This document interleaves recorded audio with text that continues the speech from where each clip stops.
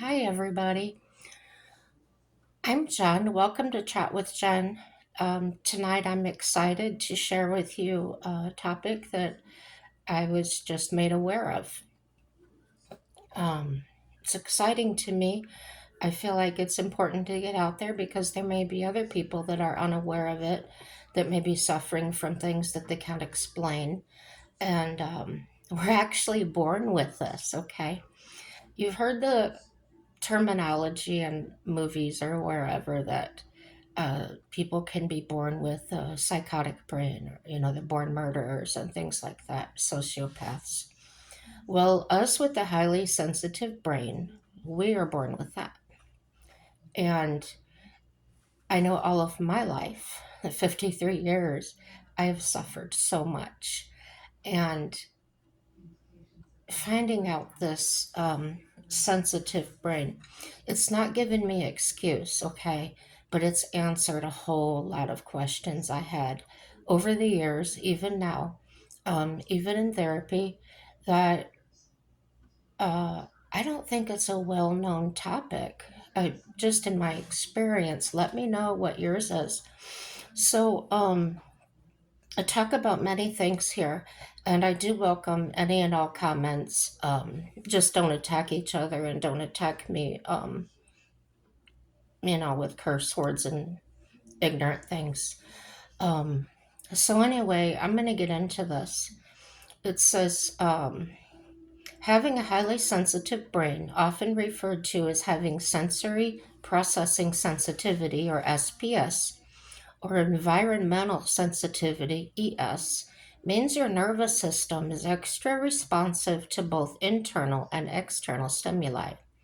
This sensitivity is a natural trait that can lead to deeper cognitive processing, heightened awareness of the environment and others, and a deeper understanding of emotions. While it can also make you more vulnerable to overstimulation and stress, it also comes with strengths like empathy, a keen sense of intuition, and a deeper appreciation for beauty. And I know there's people out there that have displayed this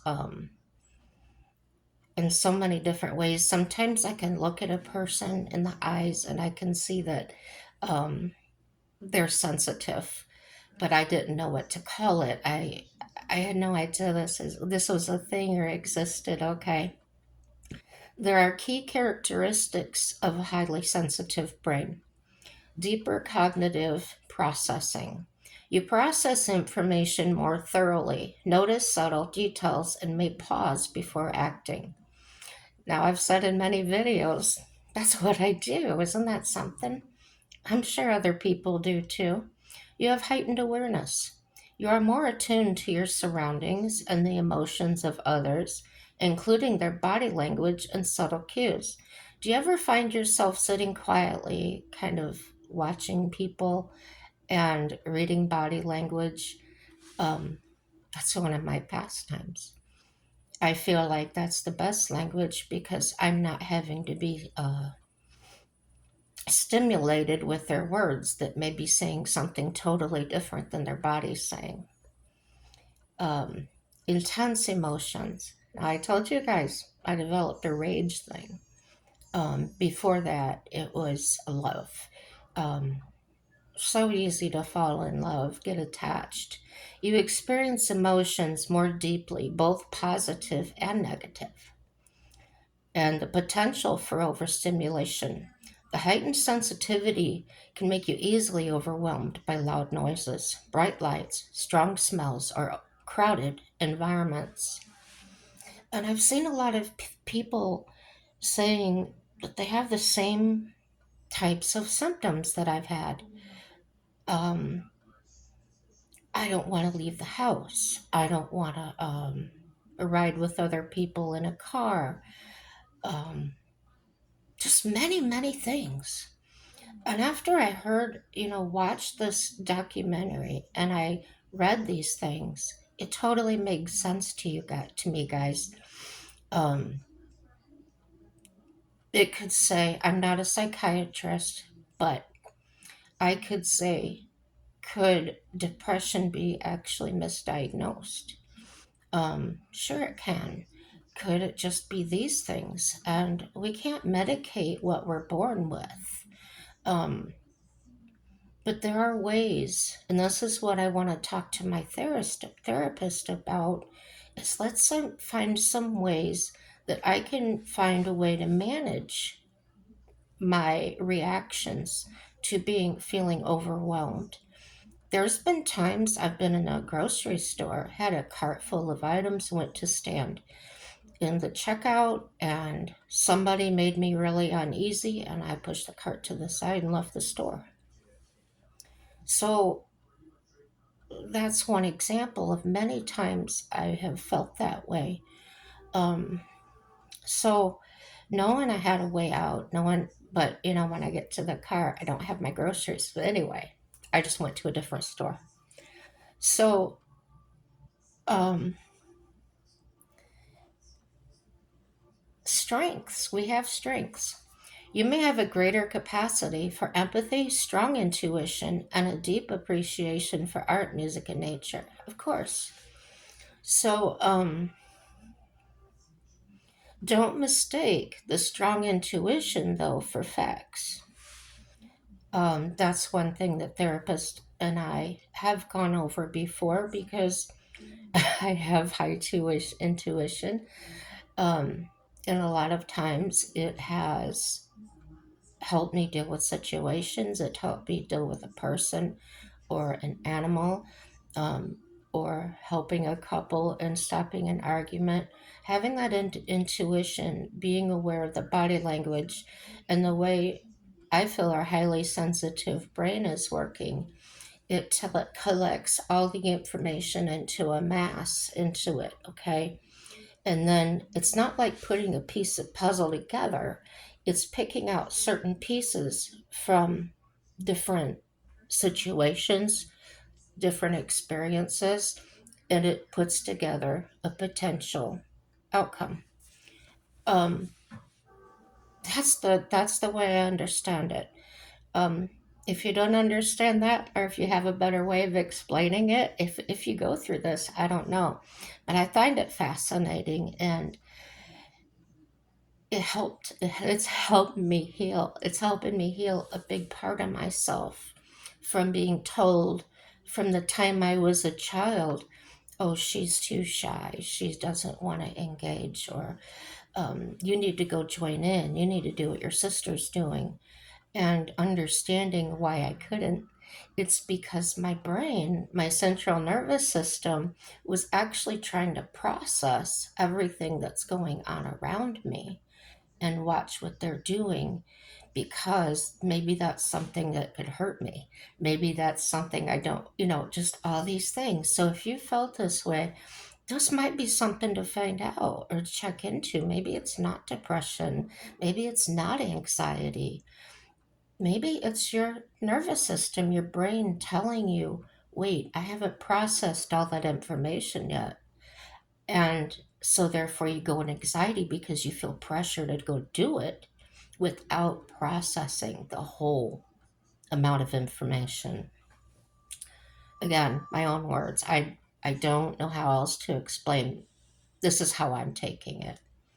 So, not neurobiological basis.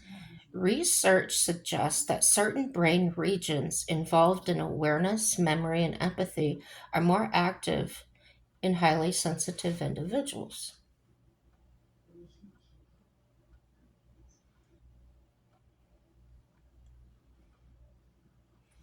So the challenges of high sensitivity, some of them I just explained that I feel, and when I read this, it kind of it talks back to me and it helps me to really understand. I hope this helps you.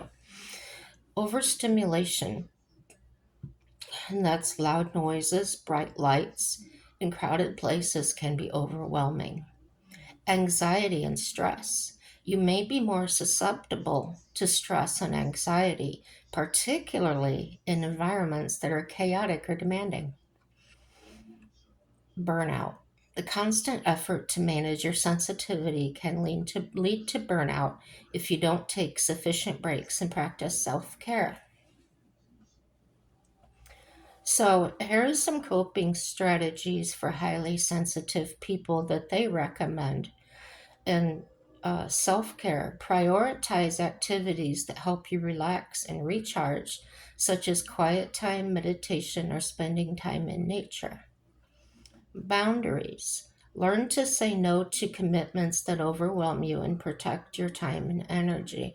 Now, I would add to that, um, and I have told my friends and family, call me before you come over. And the reason is for that, drawing that boundary in my world is you're jumping into my space, and now I have to deal with you. If you get it, you get it. Therapy, consider seeking therapy from a therapist who understands the needs of highly sensitive people. And that's what I'm going to do. Mindfulness. Practice mindfulness techniques to help you stay grounded and manage your emotions. A lot of mine is done with medication, so I would like to learn more of how to do it on my own, and see what I can manage. Communication. Communicate your needs clearly to others, especially when you feel overwhelmed. Environment. Minimize exposure to triggers such as bright lights and loud noises and create a calm and comfortable environment for yourself. I do that. And if you ever came over, you would find that there's no lights on in my house during the day. If it's a darker area, I'm fine with that. If I'm really wanting to just close everything out, I'll close the curtains, I'll close the blinds, and I'm okay. One thing I do is when I go to the restroom, I don't turn a light on. I don't need it. I know where everything's at. And my husband can come in there and flip the light on, and I'm like, turn that off. See, that's a trigger. It's coming into my space. It's coming into my comfort zone. This is where I'm private. This is where I'm supposed to feel, you know, feel private. So, important considerations. Okay, I talk about mental illness a lot. Hey guys, this is not a mental illness. High sensitivity is not a mental illness. It's a natural trait that can be managed and even leveraged to your advantage. And on that note, they're screaming so many people, these millions of people with newfound cases of anxiety and depression and things. Could some of them actually be dealing with this or they don't know how to manage it's not a mental illness. They just care a lot. And they're highly sensitive to everything. So, what may be someone that you've got to scream at them and basically feel like, hey, if I hit you over the head with a baseball bat for you to get it, they don't understand it. When you compare that to dealing with a person that's highly sensitive, that person's probably going to pick up before you finish the whole sentence. That's been my experience. And it does. It irritates my caregivers. It irritates my husband. They just get, what's the point of telling you? You already knew. No, I didn't already knew, but the way the first words started out of your sentence, I figured it out. So it can overlap with other conditions. It's important to seek professional help if you suspect that your sensitivity is causing you distress or interfering with your life. And there's many resources available. They refer us to Psychology Today, and the Very Well Mind and other websites can provide helpful information and support for highly sensitive people. Now, the documentary I watched, they can actually see this in your brain in an MRI. Isn't that something? Let me see what this says. It says the highly sensitive brain in fMRI study of sensory processing sensitivity and response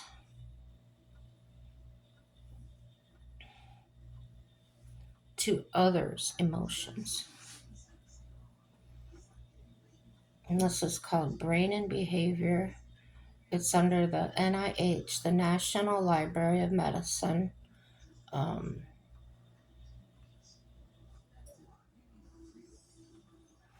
Here's some background.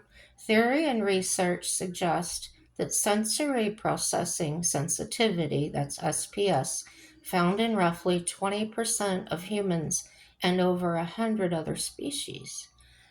We share this with some animals, okay? Is a trait associated with greater sensitivity and responsiveness to the environment and to social stimuli. Self report studies have shown that high SPS individuals are strongly affected by others' moods, but no previous study has examined neural systems engaged in response to others' emotions. So, maybe you're the type of person that if you're around somebody that you know, you're one of your friends or a relative, is high drama all the time, and the way you feel around them, the way it makes you feel, it can make you feel out of control because you're relating or identifying with their emotions. That's the way I'm understanding this. So, this study examined the neural correlates of SPS measured by the standard short form highly sensitive person among 18 participants. 10 of them were females.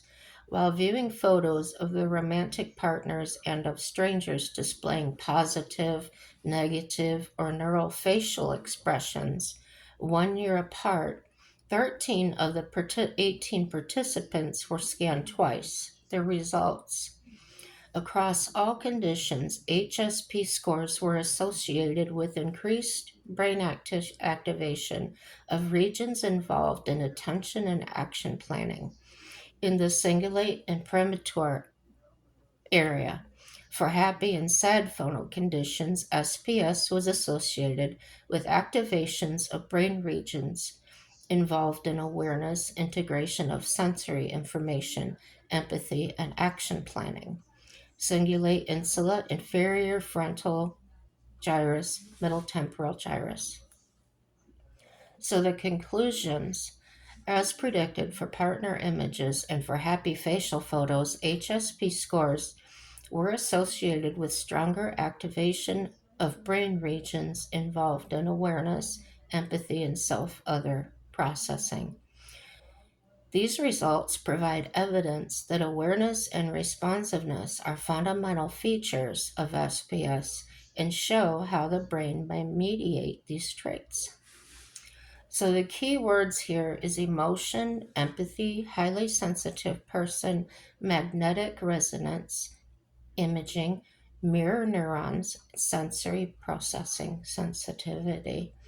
So there's some science behind this, guys. Um, And there's still studies, according to this documentary that I watched, there's still studies going on now to find out more about this phenomenon, I call it.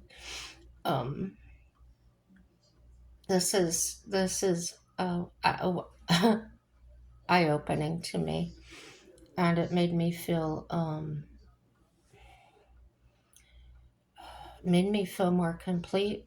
Um, it justified is justified the right word? I'm not sure. It gave me answers as to um, I can look at it and say, oh, yeah, that's what happens. That's what happens. For, I would say, 90% of this. Of course, I have to filter this through my therapist, but it made me feel, in a way, accepted in a world that I've never been or never felt accepted for who I am. Um, Feeling like nobody understands me. I care so much, yet they look at me and say, "Oh, she's quiet. She doesn't care. She doesn't care to get involved." And reading this just answered so many of those questions. And I hope this helps somebody else, because to describe the way it's made me feel, I hope it makes you feel good too. I'm looking through the science part of it to see if they say anything. It seems to repeat a lot.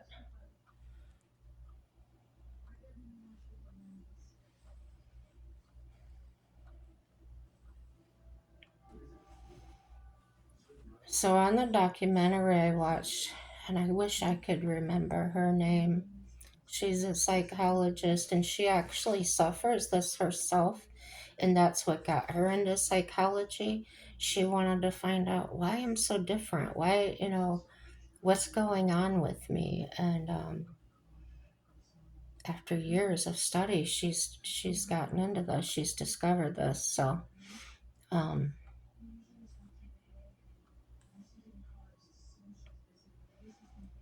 on March 1st, 2024, someone typed in here, it doesn't say who it is. Oh, the Very Well Mind. A highly sensitive person, HSP, is a neurodivergent individual who is thought to have an increased or deeper central nervous system sensitivity.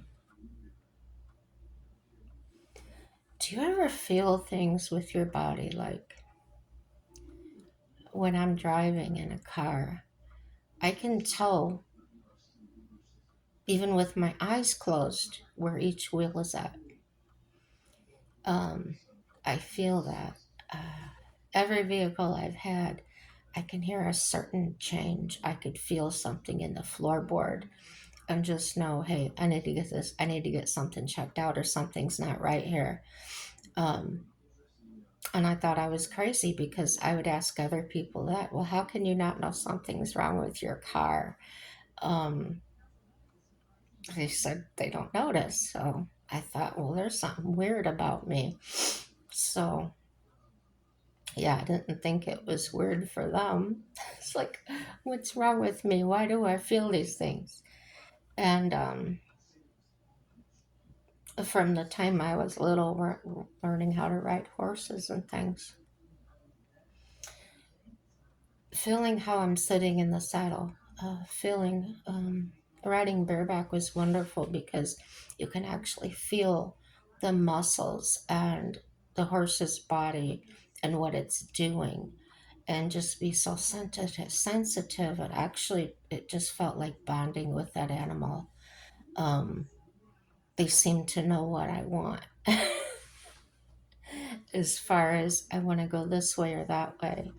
And that brings me back to going out in the middle of the night in the pasture, finding my horse, jumping up on her, and no bridle or anything, and just riding her around. um,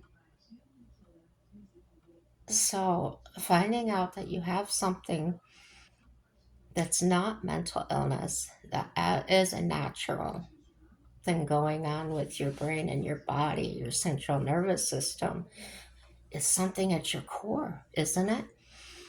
And it's almost like having a superpower. I don't know. I'm just thinking of these things as I'm. This is so new. I just found this out today, guys. Bear with me. Here's a good one. Why am I so sensitive to what others say? They tell you, oh, just blow it off, let it roll off your back. And some people can do that, but it can't. It like latches onto me and it'll affect me.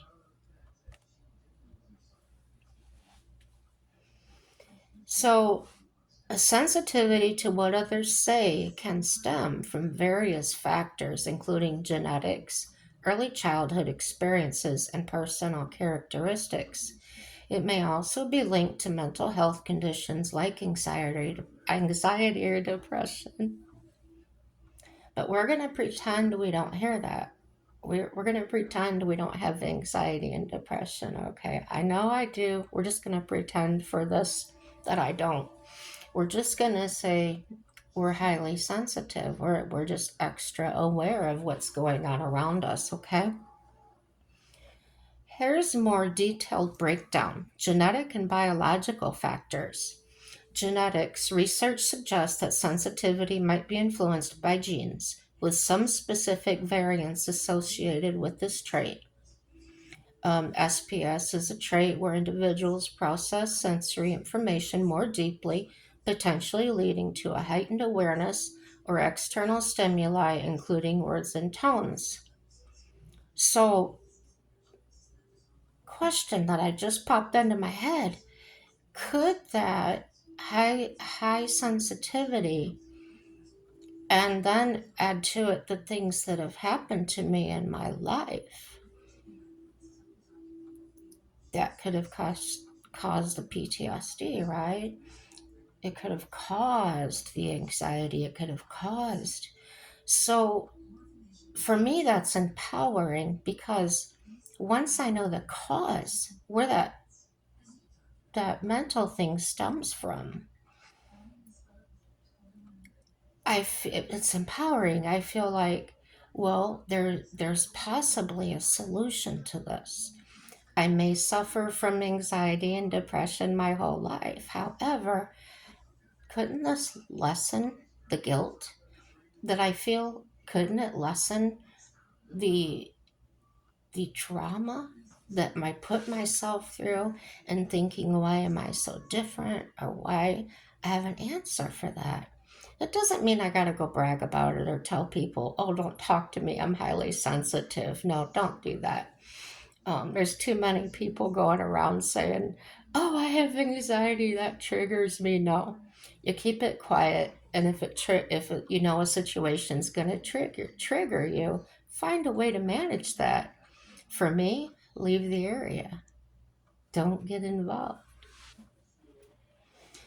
So, past traumas can significantly impact emotional processing and reactivity, leading to increased sensitivity to perceived threats or negative feedback. Early childhood environments, including the types of interactions and responses individuals receive, can also shape sensitivity levels. Mental health, anxiety, and depression, these conditions can heighten sensitivity to negative emotions and external stimuli, making individuals more reactive to what others say. Rejection sensitive dysphoria. This condition involves heightened emotional distress in response to failure or rejection, potentially leading to sensitivity to criticism and even neutral feedback. Remember that next time you're on some chat and people are saying something off the wall. They may be really something wrong with them, and you don't need to say anything. Low self esteem. Individuals with low self esteem may interpret interactions more negatively, increasing sensitivity to what others say. Interpersonal conflicts. Ongoing conflicts in relationships can increase emotional sensitivity, making individuals more reactive to feedback from those involved in the conflict. A highly sensitive person has traits. They're naturally more sensitive to their environment, including other people's emotions and reactions, potentially leading to a heightened awareness of what others say. HSP and extroversion, while often associated with introversion, around 30% of HSPs are actually extroverted, highlighting that sensitivity is not solely linked to introversion, okay? So when I talk about my comfort zone, where I feel the calm, okay, this just happened recently. I bought a new tablecloth from Dollar General. It's white. It has little colored butterflies on it, and they're like pastel colors. So it's soothing and it's fresh looking. When I came out of the bedroom and I saw that clean tabletop, it set my morning vibe, and I felt like I could accomplish things, and I could. I had an active day. I had intended before that. See, I come out to get something to drink, and I was planning on taking my drink and going back to bed. But seeing that and being inspired to do something, um, I went back in. I told my husband, I'm going to go to the pool and work out. And he was surprised. He said, You didn't get much sleep. I said, No, I don't feel like I need it. And I did. I went and swam for 2 hours. This was yesterday. This is when this happened yesterday. So, what I'm finding out, what makes me feel comfortable and safe is a very clean house. Um, it can have a little bit of color clutter. I mean, you're always going to set something down, especially when you're living in it, right? It's not a museum. There can be a little bit of dust. I'm not OCD by any means, but like I said, there could be some people out there that say, My dishes must be done. I cannot have a dirty dish. Everything must be put away. My dirty clothes can't sit there. My clean clothes can't sit there. They'll get wrinkled. I don't like wrinkled clothes. So we can look at those people and say, oh, they're too picky. When actually, they're just sensitive to that. That's their thing. So this is all I'm gathering out of it. Like I said, I could be off base some, and or if not all the way. I am gonna run it by my therapist and get all the input I can get, and then maybe I'll get something to share with you. But yeah, that's what I'm finding out. My vehicle, my vehicle has to be straightened out, and I did know that because when I had my lock shop, every weekend, I would take everything out. I would make sure to vacuum all of the brass out of there from cutting keys. Make sure my tools were clean. I would take my tools out of the toolbox, wipe them all down with a little WD 40 so they didn't rust. And if I came across somebody that needed to borrow a tool, they thought I never used them because they looked brand new.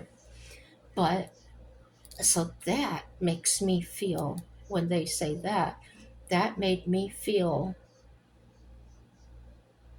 good. And not in a I'm better than you way, it just being recognized for my attention to the details. Um, I was doing work for a guy that happened to be an electrician, and he came to my van because I was working in there, the door open, and he says, Well, you're not very busy, are you? And I said, Why would you say that? He goes, This is so clean and organized. I said, I do this every week. I work all week, and then on the weekend, that's usually when I run to the parks and do auto lockouts, camper lockouts, things like that. So that's usually a good time to clear everything out, and then I have to run to a lockout, then I just go, and it's not important. So, yeah, uh, I'm sure there's things you guys like, or maybe you have to have a clean desk. You can't work without a clean desk and everything organized. Um, Whatever it is, you just might be a highly sensitive person. and they call it OCD. Maybe it's not OCD. OCD people to me, they just keep washing their hands over and over. They keep flipping a right, things like that. But just wanting a clean space, or your bed has to be a certain way. You have to have a certain type of sheets. Um, and maybe we excuse ourselves to make an excuse to other people and say, oh, I can't sleep in a bed that doesn't have blah, blah, blah sheets. When it's not the truth. The truth is we can, but we don't want to. Okay? I choose Egyptian cotton. Okay? I do. That's the only set I have because they're expensive. And I do have other sheets. But if I have my druthers, I'll take the Egyptian cotton. When they have to be washed, I will wait for them and put them back on the bed. So, what are your favorite things? I do remember my sister growing up could not stand the seams in her socks. She would wear her socks inside out. I've never felt a seam in a sock, but that was her thing. She could feel it, and it was very irritating to her. She wore her socks inside out. Um, yeah, tell me about what is your thing? Um, some people cannot stand styrofoam. The sound it makes, the way it feels, whatever it is, they're afraid of it. Isn't that funny how some people can be terrified of something that some people might laugh at? Or somebody tells me they're terrified of spiders. I kind of giggle because to me, a spider's, but show me a mouse or a snake. I'm jumping up on the roof, right? So, yeah, everybody's got a thing, and I'd love to hear some of yours.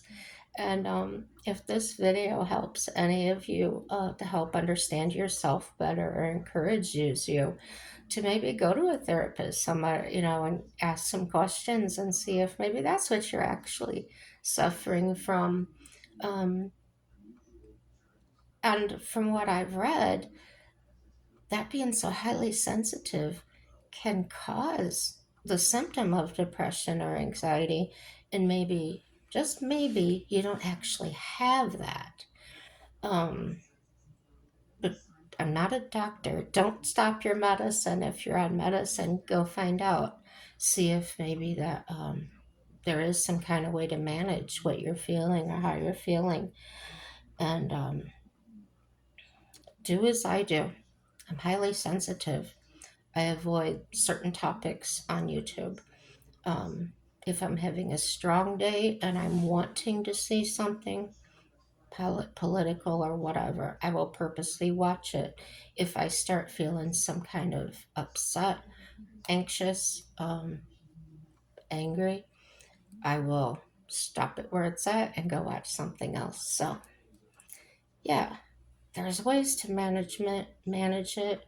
So when I look at it, I think I am kind of naturally managing some things, but I am aware now that there's a lot more to be managed, and I'm hoping to find those tools.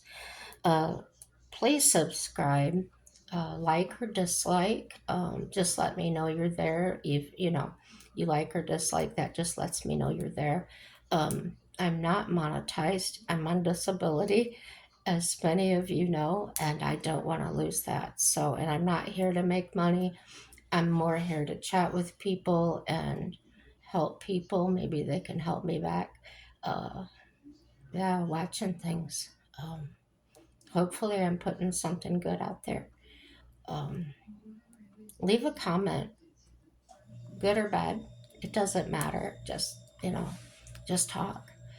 Uh, Share these videos with your friends or your enemies. You never know, they might learn something.